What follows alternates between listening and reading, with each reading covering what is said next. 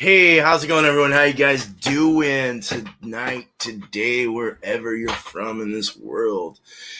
Welcome, Miscellaneous. Thanks for being here, man. John Brooks, thank you so much, man. You guys are awesome. Thanks for hitting that like, brother.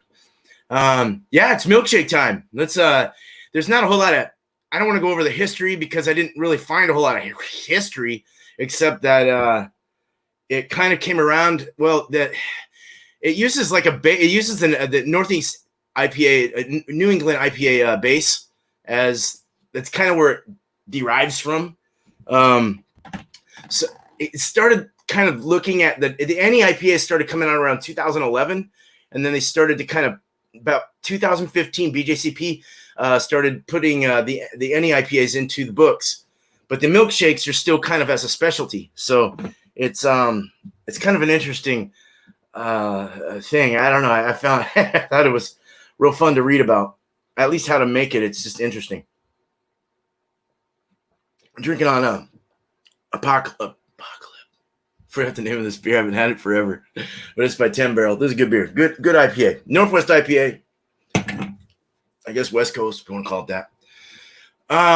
Yeah. So let's do a beer first. I haven't really drank it a whole lot, so I need to get a little head buzz here. I'll make a little fun here. I want to go on. We'll go on beer chugs later. So I'll try and get this over with so we can go over there again and support that cool ass dude. So always has a great panel. So I got these articles. I got all the information. I got me information from byo.com and beerandbrewing.com. So these are the links are on my description if you want to follow them a little further. But let's go over a few notes, I guess, that I took. I'll try and make it short. Oh, it does? Oh, shit. Let's change that. It sure does. Thanks for pointing that out, brother. Okay.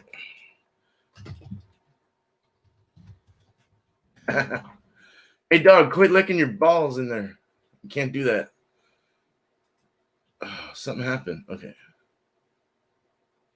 The dog's going to town. All right, here we go. I'm going to... Oh, good. Okay, awesome. Hey, Fetcha Heaven, Lucia D. So good to see you always. Thanks for stopping by. Appreciate it. My chair is being stupid. Stop already with this. Okay, anyway, we're just going to deal with it. Beer man. It was almost not beard man. I almost wanted to cut my beard. It's been so hot lately. But I keep saying that, and I just keep it, don't I? I love my beard. I like to just touch my beard. Okay, so, let me do something real quick. Hold on one sec. Share this post out to my community. All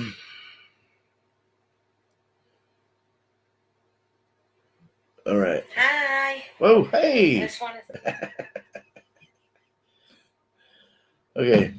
So, cool. Another learning lesson today. Nothing fantastic. We'll do a little bit of a review of the Milkshake IPA, and I know Lucia likes these because she saw that Capri Sun one I did is a Milkshake IPA. So, good stuff here. But grew up that shit. You're driving right on. So yeah, these are there's another one of those fruity ones, real fruity, fruit forward. Got some spice in there. They got the vanilla, a lot of lactose though. If you're lactose intolerant, I've heard offs and ons about it, so I don't know. It's up to you if you want to have it or not. You still can't find it. Yeah, the adult Capri. Yeah. But no, they're fun. You're even funner to learn about how to brew them. I can't wait to brew one. Where is my... Okay, here it is. Okay. So it's a newer specialty style that derives from any IPA, like I said, hazy IPA style. It uses a stupid amount of unfermentable sugars, lactose or milk sugars. They throw in vanilla flavoring extract in the secondary. It's like some tropical vacation. It's bomb ass beer. It is good, and the fruit is like beyond crazy. Like you're adding purees in the secondary, or actually, I think it's in the it's in the secondary of the fermentation. But you make no problem, Lucia. Cheers. You make these just like you do in any IPA though, a New England IPA or a hazy. So it's you're adding later hop additions. You're adding to the whirlpool, flame out at certain temperatures. All temperature dependent on what you want to taste, what you want to flavor, what this, what that, and you even throw your hops in in the primary fermentation about 2 or 3 days. Actually, I think it's like the 7th day they were saying to throw it in, because you got like usually around 10 days. 8, 9, 10 days of fermentation in the primary. So last 3 days you want to throw them in, but you don't want to put them in too early, because you can get rid of it'll rid all those flavors that you're looking for out. So everything's kind of particular in how you do stuff. It's really interesting. They're even adding hops in when you're doing the sparge off before you even start your boil, which is real cool. I don't know. I think it's interesting. So, yeah, they throw vanilla flavoring either from vanilla bean extract, cut the bean open, put it in some vodka, let it sit for 2 or 3 days, week, however long you want, however long strong you want to make it. You can even throw the vanilla beans in the later edition of the boil if you wanted. Everything's late edition with flavor. Bitters go into the beginning, and these beers you're not throwing in bitters necessarily. I mean, you want some kind of flavor of hops, but you don't want to overwhelm it. And haziness is also another thing that isn't the particular thing you want to pay attention to. You want to have a real nice rounded balance of haze isn't what you should be like. Oh, it's got to be hazy. It's got to be hazy. No, it doesn't. It should be hazy, but it's not the main focus. So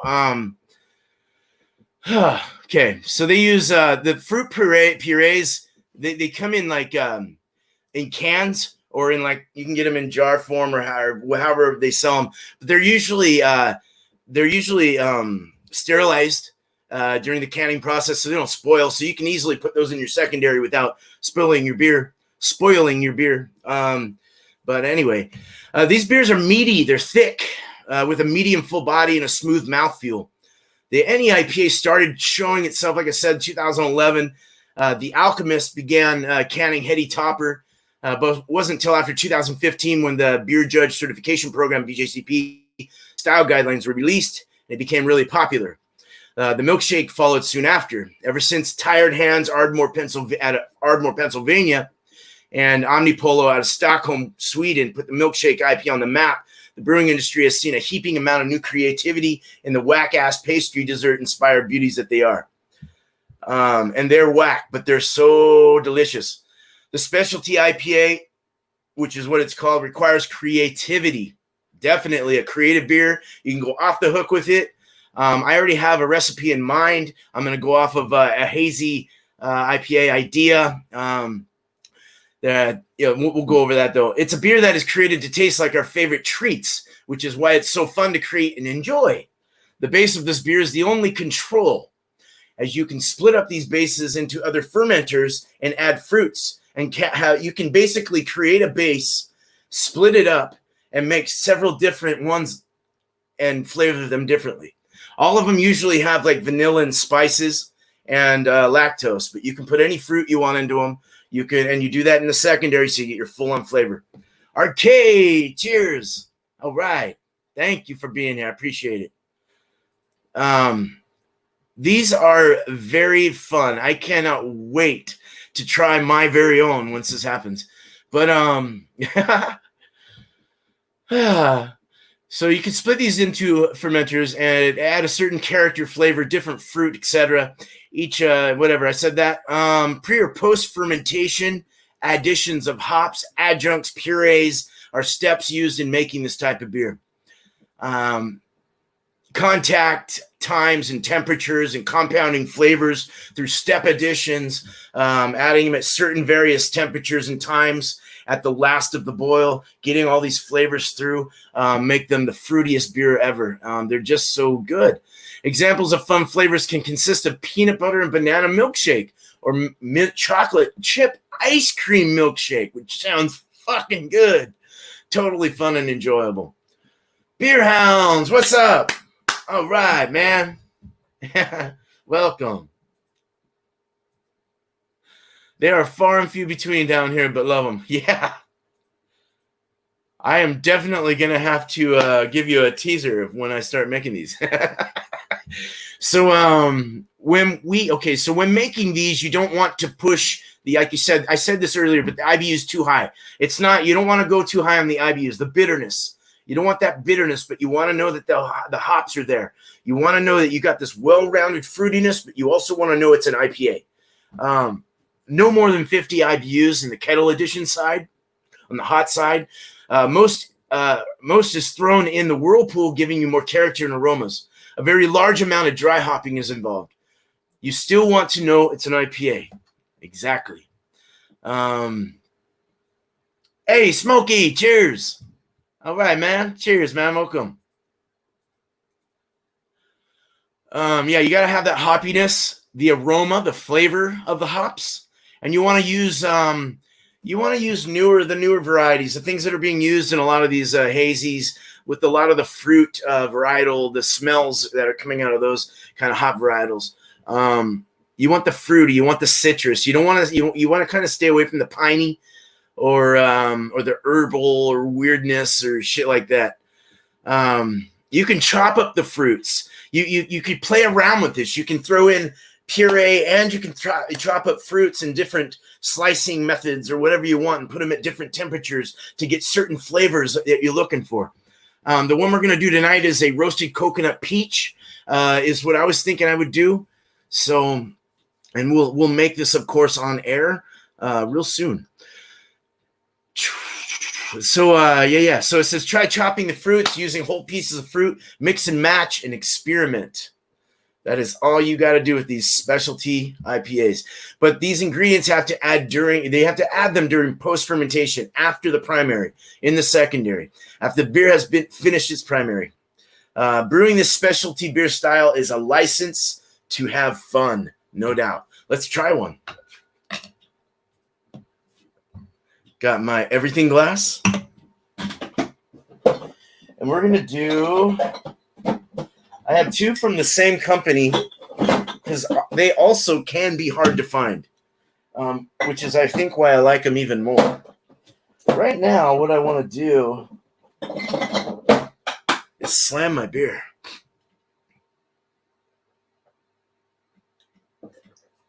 It's really cold. Hold on, that hurt. Woo! That was a cold beer, straight out of the fridge. It's going to get warm. Hold on.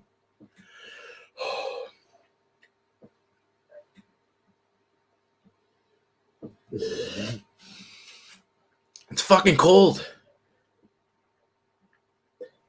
Ugh. Spicy ass finish. Now, good IPA though. I like that one. All right, so get some water in me.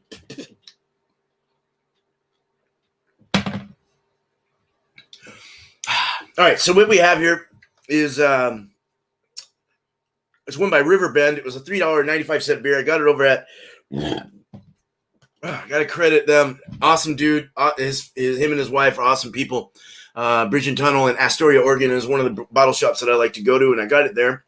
Both of these.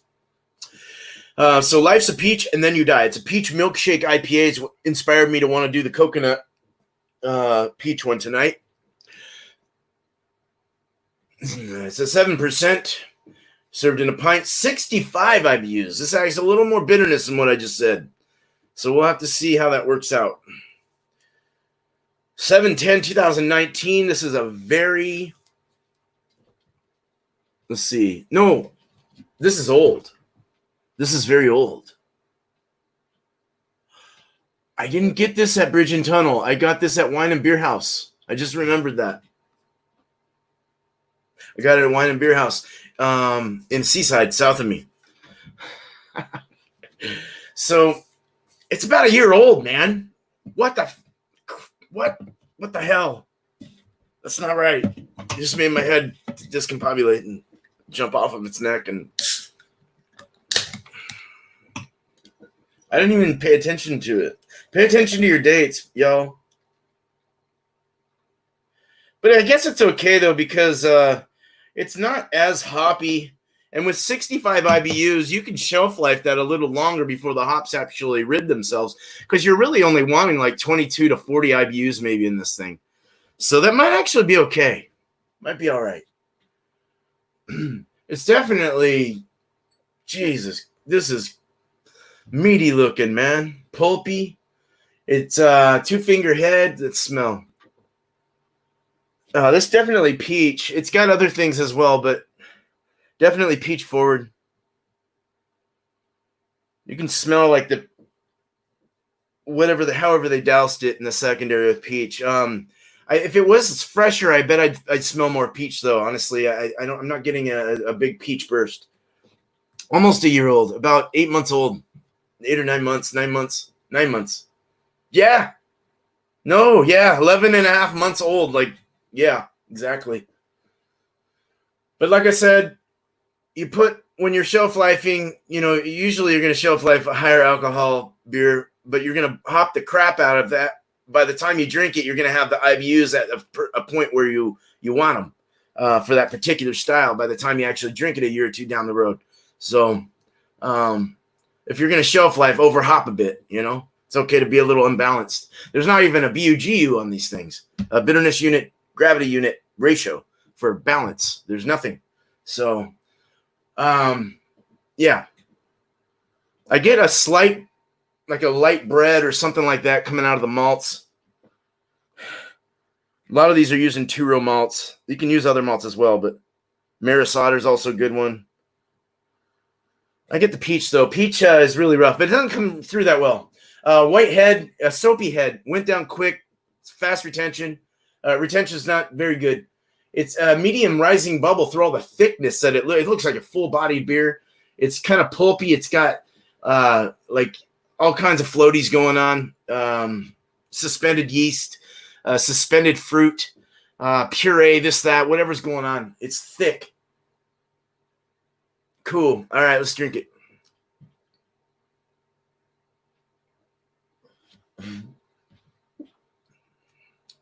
See, so it's still got the bitterness. It's retained its bitterness.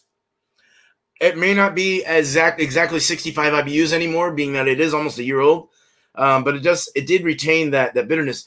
You can see, like puree, like fruit stuff, speckles sticking on the side of it. Lacing's already starting to form really beautiful. They use flaked oats, flaked wheat as a good portion of this to induce haze, good mouthfeel, creaminess. Very nice.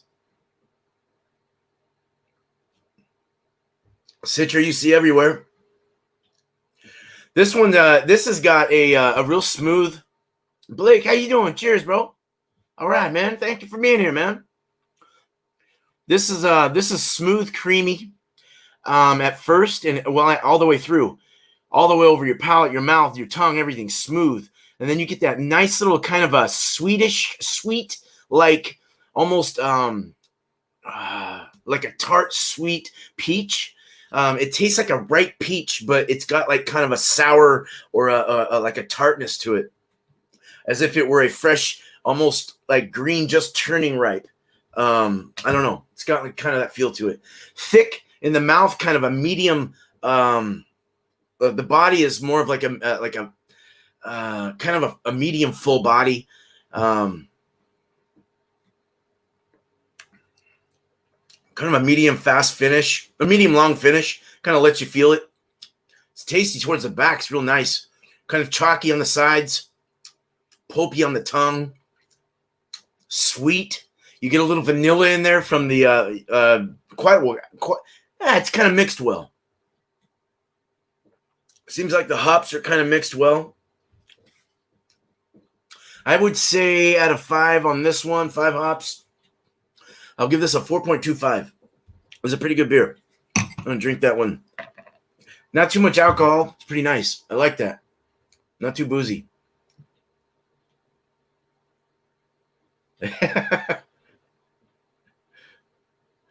Yeah. Don't get too pissed, man. All right. So let's go let's look over some. I didn't really get a whole lot of vital statistics on this beer, but a bunch of me talking about a bunch of stuff. So let's go. Something we can go by on these style guidelines to go by would be like I have 6 of them here, and higher protein malts, things you want to use in this beer when making a recipe. Higher protein malts like wheat, oats in the grist or the grain bill. Use of current or newer fruit-forward hop varietals. Restrained bitterness from fewer kettle hops additions and higher whirlpool hop rates. Adjusted water chemistry to favor chloride levels that that are typical for I don't know what the fuck I was just saying, but your water chemistry is definitely something to pay attention to in these, and we'll get into that. I have some more information on that. Fermenting with a low attenuating, low flocculating ester forward yeast strain. London 3 is the one that will be used in this one. Unique dry hopping techniques and schedules, including dry hopping during fermentation towards the end of the primary fermentation. So about 3 days before the fermentation is done, you want to start throwing those in. Don't put them in too soon. You'll lose flavors of the hops, and you don't want that. So a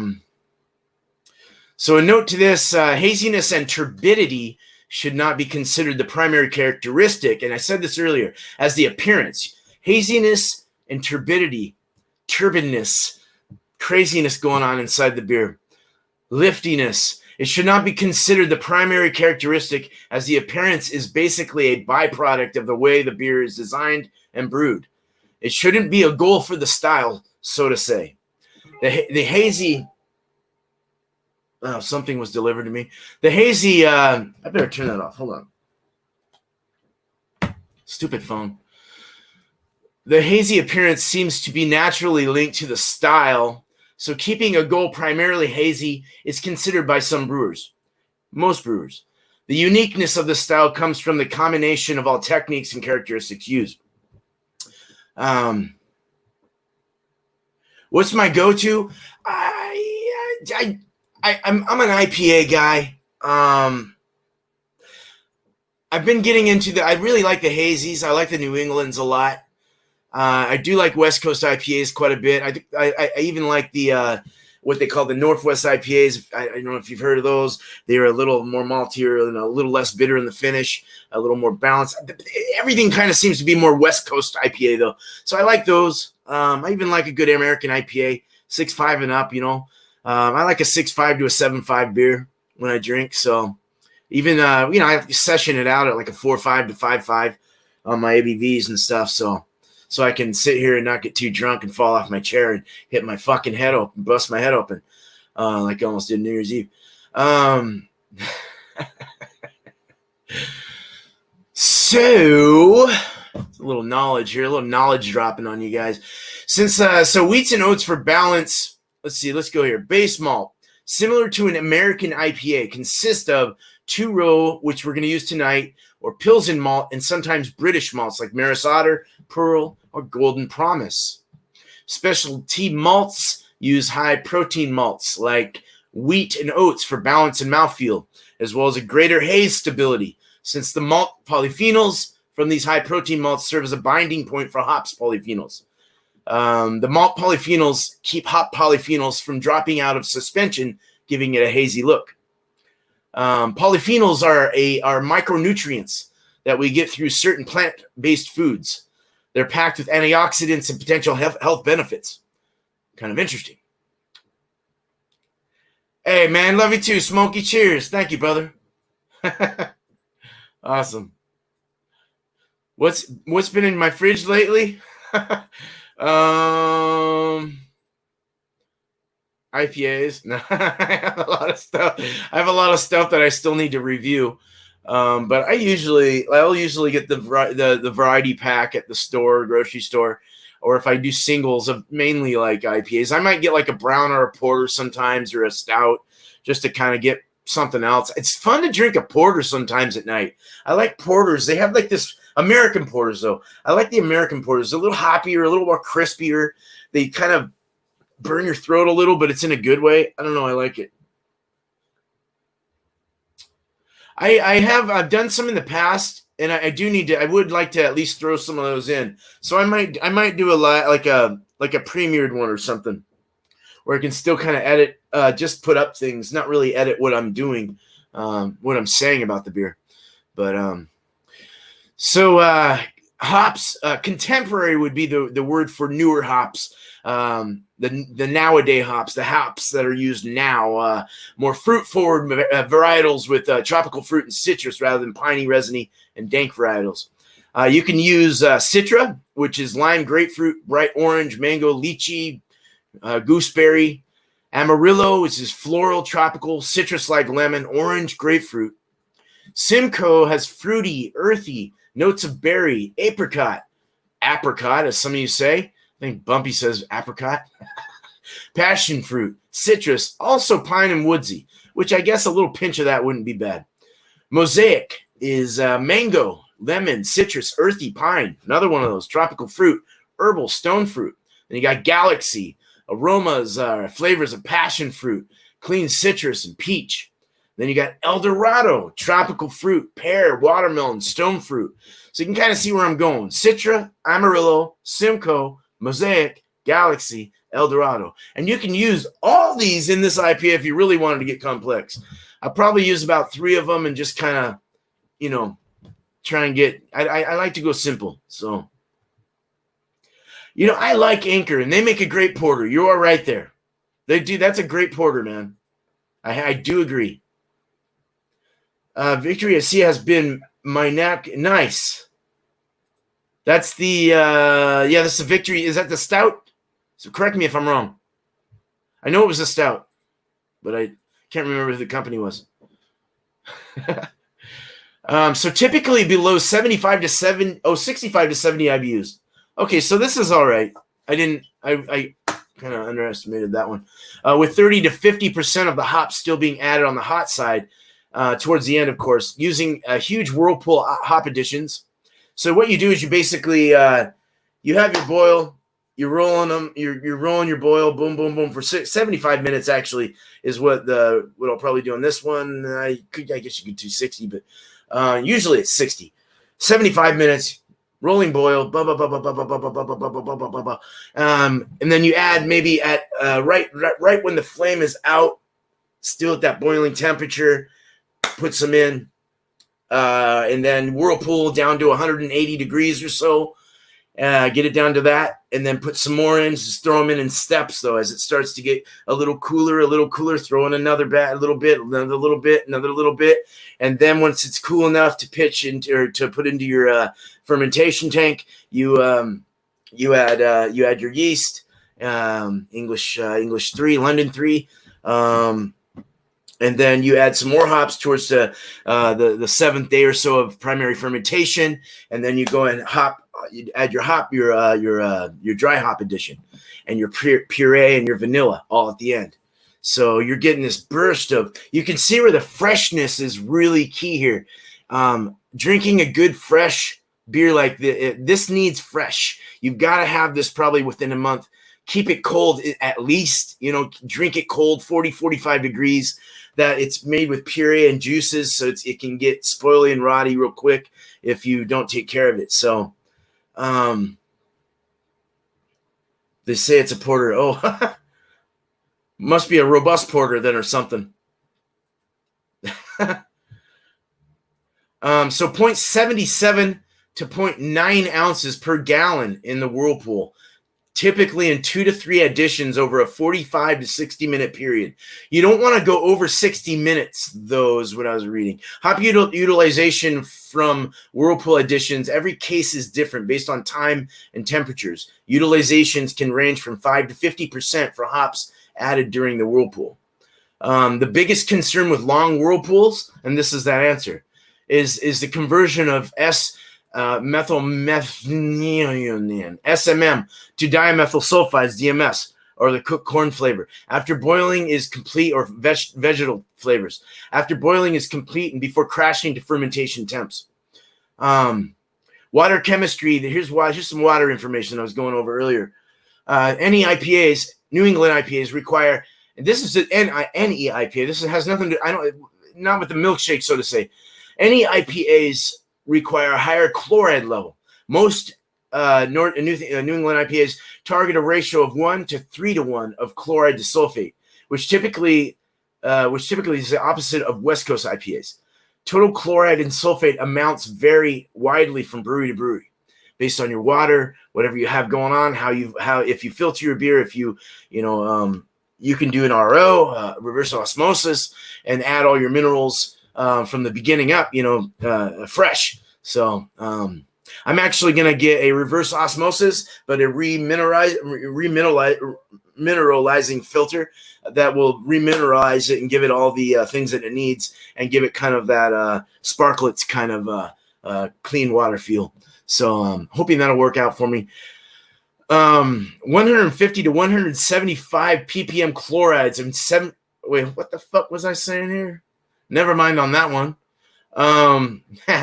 Okay, here's a good note. The higher chloride levels bring out more of the malt character, which help with mouthfeel and overall balance. So the higher chloride levels will give you more mouthfeel and overall balance. The sulfite level is just high enough to accentuate the hops character without accentuating hops bitterness.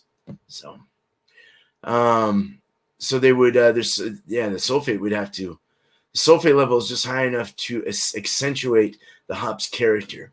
So you'd want your sulfate levels to be at a good level for this type of beer, to accentuate that stuff. Yeast and fermentation. Recommended to use a medium to low attenuating, medium to low flocculating, expressive, high ester producing strain of yeast, such as London Ale 3, Y yeast 1318, in other words, has great results. You can use a dry English ale yeast by White Labs, the WLP007. Now, another note, low attenuation helps balance the overwhelming hop character of the beer, enhances the mouthfeel, and keeps it full-bodied without being heavy or cloying. That's interesting. Note, using a more expressive yeast helps drive ester production, giving you the notes of peach, apricot, tropical fruit when fermented under the right conditions, which is actually kind of an answer to what Bumpy had asked me about keeping my room climatized. I really do believe, since I'm going to have my fermentation tanks in my brewery where I'm brewing, I don't want to keep my dehumidifier and my air conditioner or my heater or whatever I'm doing to climatize like I would my cannabis plants, tents and stuff. But during the boil and when I'm making the beer, but when it's done and I've vented off all the humidity, I'm going to have that thing running so that it keeps my temperature and my humidity and everything perfect for the production of that beer, for the yeast to be able to do their thing. I never used to worry about this before, but just things come to my mind, and that's just how I think, I guess. I don't know. I want to give it a try and see what happens. Let's put it that way. Lower flocculation helps the bound malt and hops polyphenols remain in suspension longer. So a lower flocculation helps with the haziness and stability of it. Although, again, haze is not a goal of the style. Dry hopping. Addition rates can range from 0.5 to 1.3 ounces per gallon. Middle range seems to be the best. Dry hop before the end of the primary fermentation, 7 days or so. Avoid dry hopping too early. You don't want to scrub off any hop flavors. I've said that before. And finings is very important.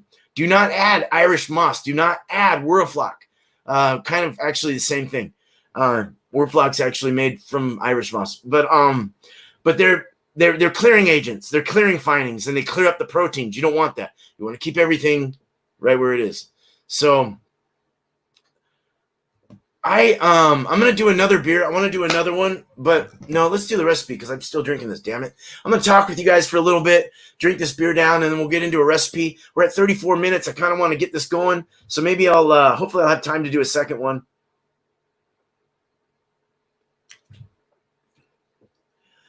Pours like a missed that. Let's see. Missed a bit. Got a shower. Grab some beer. No problem, bro. No problemo. Let me get this off of here, though.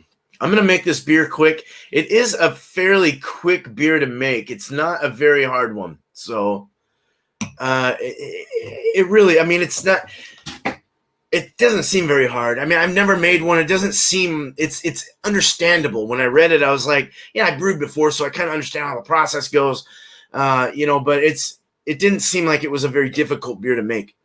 Just a lot of things that you got to pay attention to.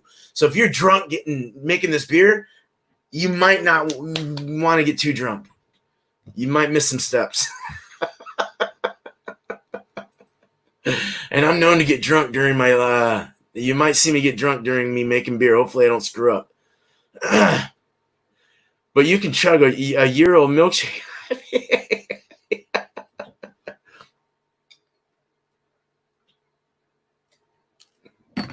Oh, Big Houston, so good to see you. What's up, man? Cheers, bro. Thank you so much for being here, man. All right, let's get into this. Let's do this. I'm going to... Actually, I don't want to get rid of that just yet. Hold on. Recipe notes I want to keep up. So, let me share a screen with you guys. Can have up to 10 people now. It's so cool. Oh, I got 8 people in here now. You guys are great. Much love. All right. Excuse me. Wow, look at all these beers we've created so far. Holy shit. Okay. So this one is going to be, I'm going to go down here. Just follow my cursor, if you will, if you may, if you can. So we're going to go to a specialty. So I'm not going to really have any angle with this. I'm going to have to just kind of go off what I read and go with it and take it. And that's what's going to make this very quick. There's no BUGU. I could not find anything. In fact, I saw that something said it was wanting to be like 90 plus on the BUGUs, which is crazy. But I'm just going to, so let's go specialty IPA. Name, Beer Man. Fuck yeah, it is. Oh, that's not. I'm Beer Man. That's not. Okay, so it's beer time. Not pizza time. Not Gina. Okay, this is going to be a roasted coconut / peach milkshake IPA. Hell yeah. Sounds fucking delicious, doesn't it? Kettle, I still never changed this. I need to change that to 10 before I lose myself. All right. Where are you guys at? Let me look at the chat. Ask backwards. You can. All right. I'm going to keep going. All right. I'm going to get this over with. We want 72% or more efficiency, 60-minute. I wanted to do 75, so I might do 75. That'll calculate my pre-boil volume just right. It should. I'm not going to get into the water mineral stuff yet until I can learn more about that because I'm not a pro. I have never fucked around with any water profile shit yet, so I don't want to put my foot in my mouth. Single infusion, definitely. Corn sugar, I'm going to force this with forced carb. Okay, so let's try the fermentables. I'm going to put a little carapils, but I already kind of know what I want. About 18 pounds. I could put some honey malt in there. I don't want to get too complex, though. It's a very basic base beer, a New England beer, you know? So let's go US 2-row. We'll go 18 pounds. And we're going to add, we can add a little carapils to that. Add a pound of that. We'll add, you don't want to add caramel or crystals to this unless it's really low, like a 10, but I would suggest don't use it. I'm not going to add honey. What was the other thing? Wheat, flaked wheat.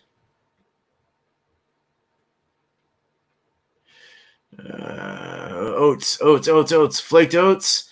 We're gonna add 2.5 pounds.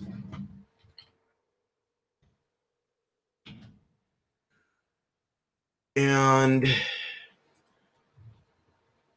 flaked wheat, not weed, wheat flaked, 2.5 pounds of that as well. So you're adding quite a bit to this.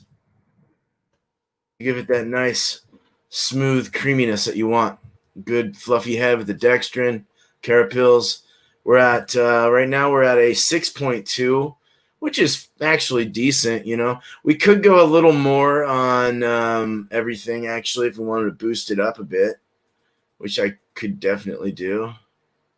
Could even go to like 20 pounds. Let's go 20 pounds. We'll boost this up to 2 3/4 pounds. Boost that up to, we'll leave that carapils at like 1.25 pounds. Gets it up to a 6.9. I'm cool with that. I'm kosher with that. I like that. This was a 7, so let's do that. Now we got to balance it out. Our color, though, is a little, whoa, it's a little light. So we could even add a little bit of, wonder if honey would, or some kind of, well, we could darken it. We can add some, like a Munich 10. What's Munich? Sweet flavor characterized, slight orange color to the beer. Might add a little bit of tinge to that. Didn't really do much on the color. 5.1 SRMs. I don't know. You know, let's keep it there. Fuck it. I like it. Let's do it. So hops. We're going to go with a lot of shit here, man. We're going to add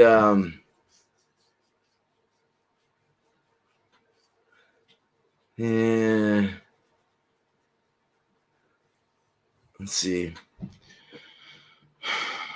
What do I want? Peach. Galaxy. Let's use Galaxy. Galaxy for the, we're gonna do Galaxy in the flame out. Well, I'm going way too far down. What the fuck I was thinking. It's Galaxy. Okay. It's a 14% Australian one. So let's go ahead and add Whirlpool. You can add 3 in 3 different. So let's do Galaxy away on this, man. Let's single hop the Whirlpool with Galaxy. Fuck yeah. So this would be at, first wort. No, let's do a first wort of this. First wort. The fuck? I don't really understand. Steep, boil, 60 minutes, first wort. That's usually when you're getting that's before you like going to boil though. Just say 0, I guess. I don't really understand what that, I'm retarded, man. I gotta like figure this one out. But I don't know, maybe increase the amount. You don't want too much though. First wort 0 minutes. That's 0. That's showing us. I don't know what the fuck I'm doing. Let's I do know what I'm doing, but kind of to some extent. But let me change this to Whirlpool. Let's just do a Whirlpool. Let's go all the way Whirlpool. Let's Whirlpool the shit out of this and go into a secondary and just make it that way. It'll probably be a really low, like 20 IBUs or even like lower than that. But I'll have to think about it after. I don't want to think about it too much though. 1.25 steep for well, I don't know. About, let's go 45 minutes.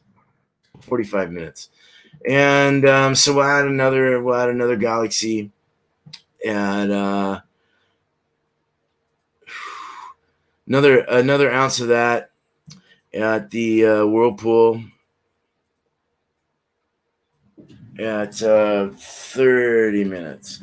And then we'll add another one of those at Galaxy, 1 ounce, Whirlpool at 15 minutes. Okay. And then, so what we're going to do now is let's go ahead and add. We want to add our hop addition to the 7-day primary fermentation. So we can could add Citra. I kind of wouldn't mind adding. Yeah, let's add Citra. I like that. That sounds good. I could single hop it all the way through, to be honest. Citra, 1 ounce. Let's 1.5 ounces. Fuck it. Let's do that. Like I said, be creative with this one, right? You could even go more than that, I guess. But this would be at mash, boil, steep, whirlpool, first wort, dry hop for 3 days. But we'll add 1.5 ounces though at primary, and then major dry hop on the actual dry hop in the secondary. We're gonna add some other. Let's get some tropical fruits in there. Let's get Mosaic. Mosaic's got an earthy pine, but it's also got mango, lemon. We could add Simcoe. We could also do Amarillo, which I like. Let's do Amarillo. Let's add Amarillo. And we'll add 1 ounce. I'll add I'll add 2 ounces of Amarillo in the dry hop pellet. Okay, I'm going to stop there. And also I want to add miscellaneous stuff, not miscellaneous magnets, but miscellaneous stuff of, we want to add lactose. And it's a pound per 5 gallons. So, oh wait, that's the wrong thing. Let's add this.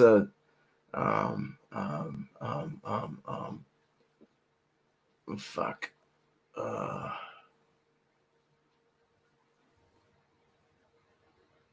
Why is it not on there?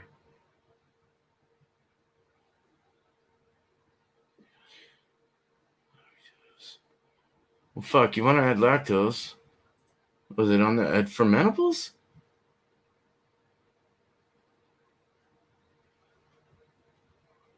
I didn't think of it in here. It's not a fermentable sugar. Anyway, you want to add lactose. So you want to add oh shit, my dry hop went away, dude. Something went away. I deleted something. What did I fucking delete? Mosaic. Right?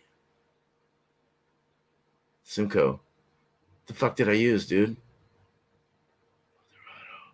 El Dorado. Who cares? I'll look at it later. So about 2 pounds of lactose will go into this, and you can add it at about 10 to 15 minutes.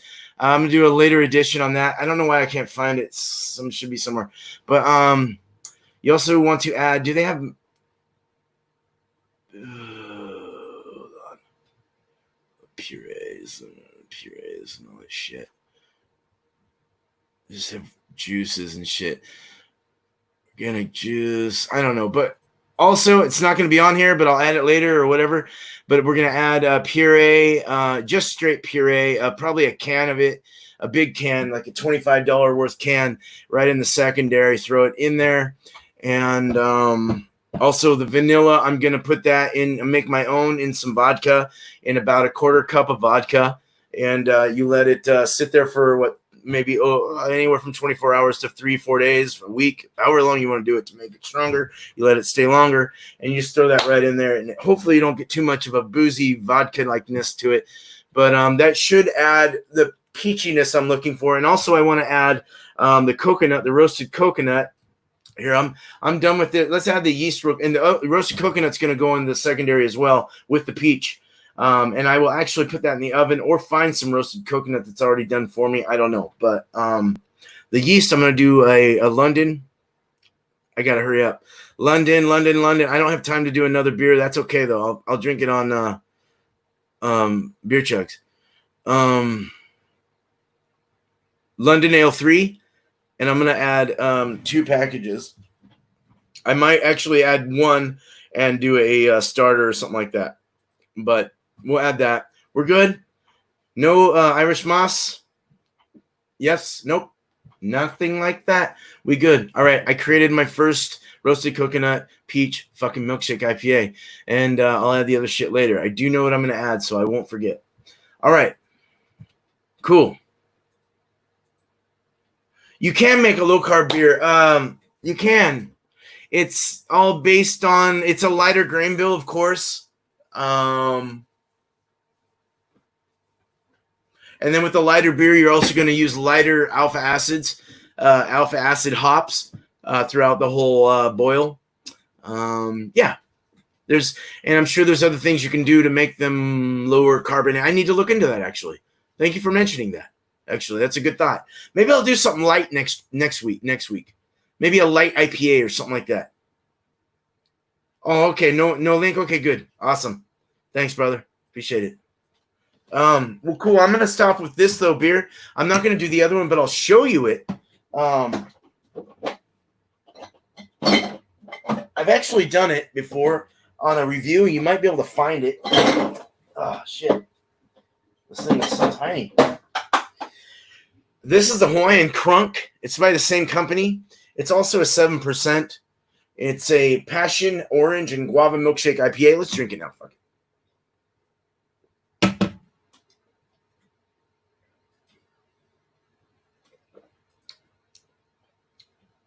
Ooh, that peach really comes through as it warms up. Wow. All right, quick. This is 7/17/2019, another year old beer from Wine and Beer House.